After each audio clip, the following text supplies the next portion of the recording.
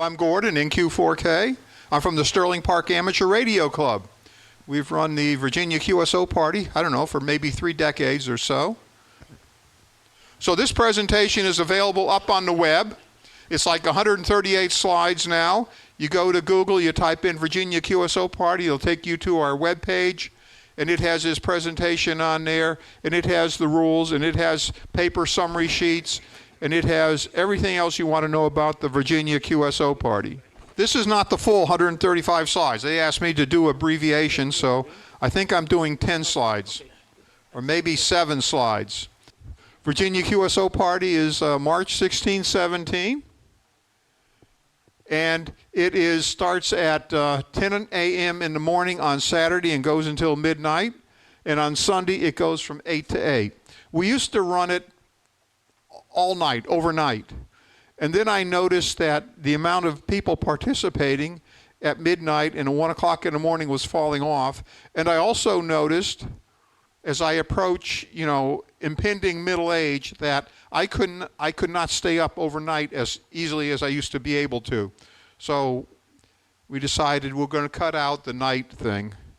Originally we had it 10 to 10, but then some people complained they could not reach California on 80 meters, so we stretched it until midnight. So 10 until midnight and 8 to 8. All of you can stay awake during the day. There's no excuse not to participate. The exchange is very simple. If you want to run, you say, CQ Virginia QSO Party, this is NQ4K. Well, you can say whatever your call sign is. And you stick your call sign in there one time, W2YE. That's all you need. If he hears you, he'll say W2YE 1023FFX. So 1023 is a serial number, 1 to N. So if this is your first contact in Virginia QSO Party, you say 1. If it's your 27th contact, you say 27. And we use 3-digit abbreviations. This stands for Fairfax County. There's a list of abbreviations up on the website. You can go there and you can pick out, the 3-letter abbreviation for your county or independent city. One of the 133 counties or independent cities in the state of Virginia. If you hear him, you say QSL, you give a serial number, and you give your QTH. You put that in your logging program, and the guy will come back and say, thank you, this is NQ4K, QRZ, and he's on to the next contact. Every once in a while when things slow down, people go down there and they chat, and you can hear them chatting on the radio. That's how I first realized that Virginia QSO Party is a party and not a real serious contest. The first time I participated, I'm here spinning the dial on my old FT 101ZD, and I heard these 3 guys talking, and they were just chit-chatting up there. And about every 10 minutes or so, they would pause and they would say, we're participating in the Virginia QSO Party. Does anyone want to make a contact? And they would listen for a moment and they would say, okay, and they would go on chit-chatting again. That was back when there was, 101 logs submitted or something like that. Okay, so we need Cabrillo formatted logs. We submit them by 15 April. You can submit on paper if you want. Standard stuff, date, time, frequency band, mode, the sent call sign, serial number QTH, receive call sign, serial number QTH. I like Cabrillo. We can accept ADF, but then I have to convert it, and that's a pain. But so most of the logging programs will generate a Cabrillo format file. I'm not going to show this slide, but the most popular by far contest logging program in the Virginia QSO Party is N1MM. If you have not used that before, please don't try to start it up 1 minute before the contest starts. You'll get frustrated. But if you've used it before, that's very nice. If you just want to do something easy, it's N3FJP. I don't know what that costs now to download. I think it's $6, might be $7. It's very intuitive, very easy to use. There is an export function in there which will give you the properly formatted Cabrillo file. This is the committee. We have a lot of people who put this thing on. Here's Henry. He writes the scoring software. This is Marty. He does our online portal. If possible, and you got a Cabrillo file, you go to our website, you follow the link, it'll take you to an online service which will accept your log and find some simple errors The most important thing here is in our submission process, it will send you an email back after you have submitted your log, and it will say something like, you have to click on this link to actually submit your log. So if you don't submit on your, if you don't get that email and click on the link, your log doesn't actually get submitted. That's to make sure you give us a valid email address. This is Eric. He helps with the East logging. John, KX40, he helps with the plaque scoring. So there's 30 plaques this year. I'll show those in a minute. And you'd be surprised at how often we make mistakes when we pick who's going to be the plaque winner. It's incredible. Every year I'll make 1 or 2 mistakes, and hopefully I catch those before we actually announce it, although in the past, one time I found out after. That was embarrassing. So John catches that. This is Barry. Barry's working on something for achievement tiles. For those of you who have participated in the past, you get a certificate. Everybody in Virginia gets a certificate. And on the certificate, it'll say, blah, blah, blah, blah, blah, blah, 7,000 points, blah, blah, 365 counties, blah, blah, blah, blah, belong to the Vienna Wireless Society. You are number 7 in Fairfax County, or it'll have that little achievement level. And he's writing some software to automatically generate those achievement levels. I do some coordination. And the 2 most important people we have now are 2 newbies, Evan, KM4SK, who helps do some outreach, and Conrad, N4ZQA, who helps with quality control. I do not understand. After 76 years of practice, I do not understand why I still make mistakes, but I still make a lot of mistakes, and Conrad helps me find those. Plaques, this is good. We have this year 30, count them, 30 plaques. That is an incredible number of plaques. Every year someone volunteers to do a new plaque. The request comes in, and we initially fight it a little bit, but then we say, someone wants to sponsor a plaque, we'll take it. We'll take their money. I don't mind. So this year we have 2 new plaques. Last year we introduced something called Virginia Single Operator Single Receiver, okay? And that's because someone in this Northern Neck Amateur Radio Club was convinced, absolutely convinced, that the winners of all of these plaques were all using 2 receivers. They were all doing SO2R. That's where you have a radio with 2 receivers on it. You got one going in one ear, the other going in the other ear. One you stay on a frequency and run, and the other you kind of spin the dial looking for mults. And so he said they wanted to sponsor a plaque, which was Virginia Single Operator 1 receiver. That's old style radio. You can only use 1 receiver at a time. So we said, okay. And then this year they came up and said, we want to split that into a CW and single sideband. And initially we fought it for a few days, and then they said, no, we really want to do this. So we said, okay. And at the same time, someone said, well, we want to do an HF only plaque, so we just tacked HF onto the end of those. So that's for your old style people, with a lot of tubes in your radio. You only have 1 receiver on there. You can try for one of those. Interestingly enough, last year, the SO1R receiver was different awardee from all the other plaques. I don't know how that works out, but it just worked out last year. So here are 30 plaques for Virginia stations only. And there's 15, 20 of them on there. I mean, a lot of plaques. And we do everything. We do high power, low power, QRP. We do CW. We do phone. We do digital. We do old people. We do young people. We do single operator, multi-operator, single transmitter, multiple transmitters, fixed station, mobile stations. We got plaques for everything. Vienna does 2 plaques, and here's the first one, Vienna Club Combined Score. You all have been sponsoring that for years and years and years. Go ahead. These are the other plaques. Plaques for any single operator station, regardless of where you are.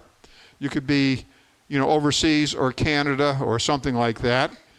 And here you got digital mode. You've got single operator youth. That's 18 years or younger. VHF only. Single operator, novice tech, rookie, although I have not seen a novice license in many, many, many years. Single operator, Virginia counties, independent cities contacted. Okay, and then down here we got plaques for stations outside of Virginia. And here's a single operator, phone mix QRP, CW QRP, and a DX station. You don't have to put down what plaque you're interested in. You just put down what type of station you are, you know, whether you're fixed, mobile, rover, or expedition. And then somewhere in the Cabrillo file, it'll ask you whether you're a single operator or multiple operator, number of operators, ask you for number of transmitters. And from that data, we can fit you into a category. One more thing I would like to point out is this is John, KX40. John belongs to the Fauquier Amateur Radio Association, a very, very powerful station, club. And he runs something called the VQP Spotting Network. And if you go to that VQP Spotting Network, the big stations, or at least the ones run by Fauquier, and maybe a couple others, run their spots to this station. And they update it about every minute. It'll pop up at the top, just like DX Summit or some of the other spotting networks work. And you can see where the current stations are that are participating in Virginia QSO Party. If you do what I do and you want to know where people are rather than just spinning the dial, I go there and look and see where they're coming from and just go to that dial and hop in. This is one more. This is Andy, K1RA. Andy runs an APRS tracking system. So if you're going to run mobile or rover or expedition, give Andy your call sign and I guess an APRS ID number and send your data in, and he will populate a map of Virginia with your station call on it.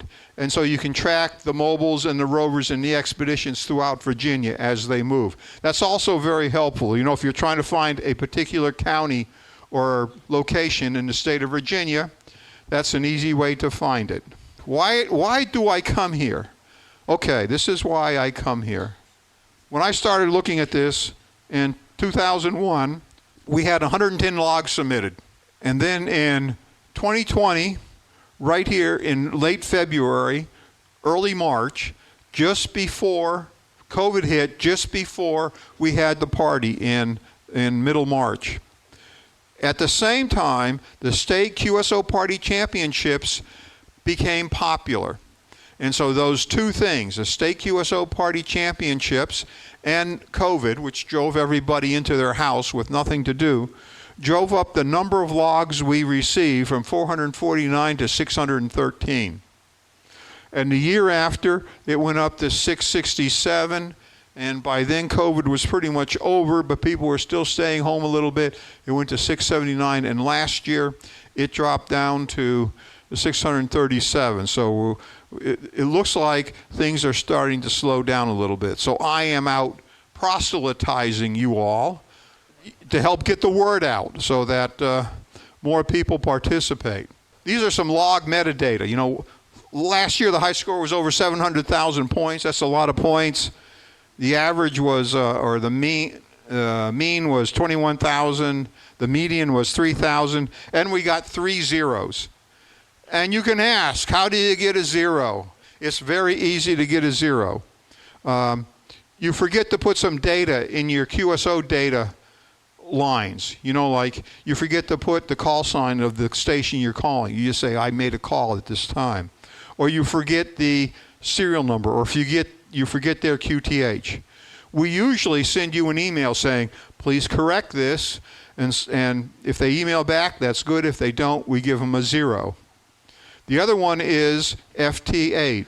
People like to do FT8, and they send in some logs, and for signal strength, they put in that FT8 signal strength, you know, -5 or -10. And for QTH, they do grid. That is not the accepted exchange in the Virginia QSO Party. The accepted exchange is, you know, 59 or 599 or 123, and that 3-letter abbreviation. For a state, it's the state abbreviation, and if it's a foreign country, it's DX. If they have the bad QSO data, then when we assign the points, they get zeros, and we add up all the zeros, and you might get a 0. We'll still send you a certificate if you're in the state of Virginia. You know, you scored 0 points, contacted 0 counties and independent cities. You know, you are 273rd in the state of Virginia. And we got one that had 8, and we got 3 that had 2 points. Right here, you look at these. This is coverage in the state of Virginia. There's a whole bunch of them. Red is bad, dark green is good. This is last year. Back up one. Right here, this is last year, 2023. As I said, red is bad, pink is bad. Yellow is double-digit contacts, like here. Light green is triple-digit contacts, and dark green is over 1,000. So you see, here's over 1,000 up here. There's a lot of light green, a little bit of pink, 1 to 10 contacts, but there's no red on here. So for the past 2 years, we have activated every county and independent city in the state of Virginia. You have the opportunity to contact all 133 counties and independent cities. You have to work at it. Sit in the seat and work at it. Use the tracking software, to help find when people are in those counties. There were 40 counties and independent cities last year which did not submit fixed logs. In order to get a contact in those places, you have to contact one of the mobiles or expeditions or rovers. And those rovers and expeditions and mobiles do a fantastic job of making sure every place in the state of Virginia is covered. Log counts by club. Let's see now, where is Vienna QSO Party? Vienna Wireless Society. I know they're down here at the bottom. You follow that over 39757 312 11589, and last year there were 4 logs submitted from the Vienna Wireless. Now, I count more than 4 people in here. Now, I realize some of you may belong to 2 or more clubs, and you submit your log to a different club. I know that Kevin right there, we keep telling him to submit to Sterling, and he doesn't. He submits to Vienna. But anyways, there's got to be, 50 people in here. So even if every one of you submitted a log, that number of logs we showed before, 637, would be well over our high of 679 logs for next year, maybe even approaching 700 logs. And that's why I am here. Every one of you should submit a log this year. And most importantly, you can do it because, the Winterfest is no longer on the same weekend as Winterfest, and so you have no excuse not to get on the air. How are we doing? This is next to the last slide. This is California. They have 103,000 licensed operators. Last year they received slightly over 1,100 logs. What's that? 0.1% or something like that of the amateur radio operators in the state submitted a log. We, last year, have about 21,000 operators. We had 637 logs. 50% of those logs came from out-of-state people. About 50% came from in-state people. So we only had, let's say, 300 or so logs submitted by people in the state of Virginia, and that's a very small percentage of 21,000. But most important, look at Pennsylvania right here. Pennsylvania had 648 logs submitted. We alternate with Pennsylvania. Seems like every other year, we're number 3, they're number 4. But we could easily, with an additional 50 logs submitted by people right here in this room, become number 3. Even if you get 0 points, it's a submitted log. And we're not too far behind Florida. They got all those retired people down there. I think that's what that happens. They don't have anything better to do. But we're only like 150 logs behind them. We could easily become number 2 in the United States in terms of size of their state QSO party. This is coming up, not this coming weekend, because we know you have an activity this coming weekend, but the following weekend. I hope to see you all on the air. Do I have any questions? Thank you very much, folks. Appreciate you calling.